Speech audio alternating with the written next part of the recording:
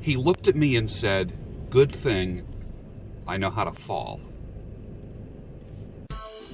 It's 1973. I'm a young teenager. My father was kind of a macho guy, is kind of a macho guy, even in his 80s. What was interesting was that I had a dad that was doing judo, karate, kung fu, and all that stuff in the 60s. He started it in the 50s when he was in the military, and I grew up with that. So before kung fu movies started coming out in the 70s, I knew what that stuff was. Most of America didn't know at the time. So I grew up with a father that went to the studio and practiced, or I should say the dojo, and practiced constantly. And he was a badass dude. I'll never forget him always saying, one of the first things, you gotta condition yourself, condition your muscles, prepare yourself for hits, falls. But one of the most important things he said was to learn how to fall. Learn how to fall. You get thrown in judo, what do? Right before your body hits the mat, you slap the mat and you absorb that shock. You'll notice, if you just Google judo throws on YouTube, just search for that on YouTube, Google it, and look for videos on how to fall. What's interesting is, it's inevitable you're going to fall. If I remove one of the L's and put an I in there, it's the word fail. The story goes like this. I grew up in upstate New York, some really rough winters, a lot of ice, a lot of snow. Whenever it snowed, all the boys went out, including my dad, and we shoveled. He had the snowblower, we had shovels, and then when I was old enough to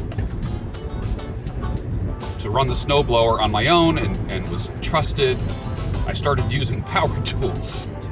Luckily, I had a dad that taught me all that stuff. God, excuse me, I digress. My dad's walking on the back patio behind the house. What happens is he slips as he's coming up the stairs to the back door of the house. He slips because there was a lot of water that would drip off the edge of the roof and create ice along the back of the house. I'll never forget him slipping. It was almost like slow motion. I still remember it vividly to this day.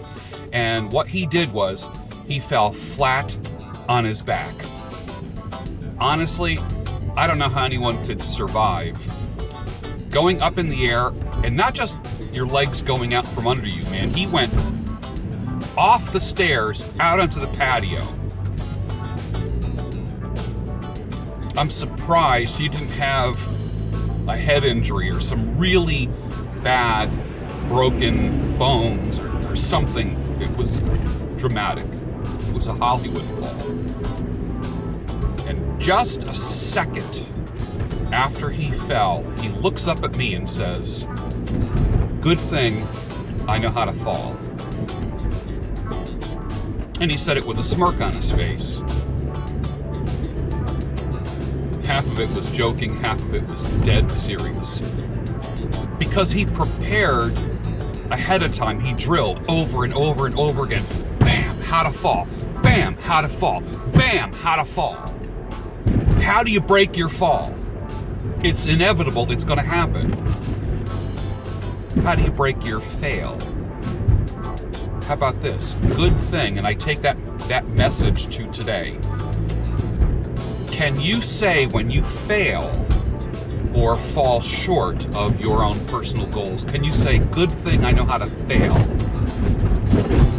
What is the strategic analogy or equal to breaking your fall? Is there a way to break your fail? I've gone into business. I've been very successful in business. Learn to have an exit strategy so you don't come crumbling down and be hurt. And what happens is when you learn how to have an exit strategy, you end up creating another tool for your toolbox, your strategy toolbox. it's nothing because you've drilled, you've practiced so many times. Good thing I know how to fail. I tell people I had a great marriage but a horrible divorce. We didn't have an exit strategy, and it was horrible. Horrible. Divorce was horrible. I don't wish it upon anybody. Actually, friendly divorce is horrible. It's just, it's when you get married, it's the two becoming one. When you get divorced, it's that one getting ripped in half.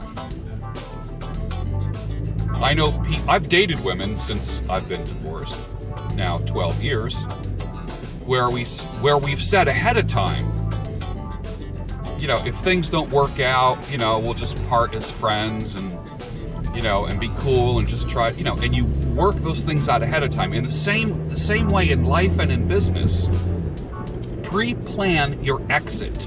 That doesn't mean you're planning your exit. That doesn't mean you're being pessimistic in any way. That means you're being smart. When you have an exit strategies are very smart. So when you start a business and it doesn't do what you want it to do, it doesn't reach the goals, the glory, and the income that you originally wanted, can you look at yourself in the mirror and say, good thing I know how to fail. Good thing I know how to fall. It will serve you well, whoever's listening to this. And Eric, this is also in response to your video, which touched my heart because I can say that I have more failures than successes. And I have not allowed the failures to define me. My successes define me, and I walk proud and humble at the same time. There's a balance between pride and humility. As Yogi Berra said, it ain't bragging if you can do it. So with the failures that I've had, I minimize them, but I also gained a new tool for my life operations toolbox. Do you know how to fail? Do you know how to fall? What are the strategies to break your fail and recover? One of the most important qualities, if I wanted to evaluate somebody's propensity or predictor of success, I will look at one thing, and that is their resilience. Resilience. How quickly do you bounce back from adversity? Super, super important. I think even Barbara Corcoran said something, and I know Eric, there's a tie between you and a connection between you and the Sharks, where she said the difference between successful people and unsuccessful people is the amount of time that the people who fail, it's the amount of time that they feel sorry for themselves. And you know what? Pick it up, dust yourself off, move on. It's another tool in your toolbox. You found another way that didn't work, and now you can appropriate that tool in all future dealings. Good thing you know how to fall. I hope that helps. Have a great day.